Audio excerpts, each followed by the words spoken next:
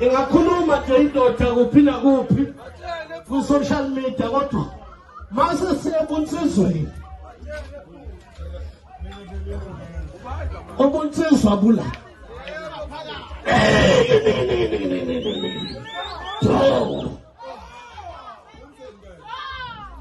iyo indumandumane yadumezizwe niswehle amabele jango sibafazo sisizwe abantu ngasho libonge iphuli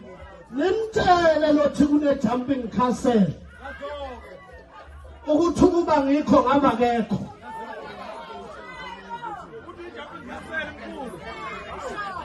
nimtshele ukuthi usegibele phezulu kwendlu yesonto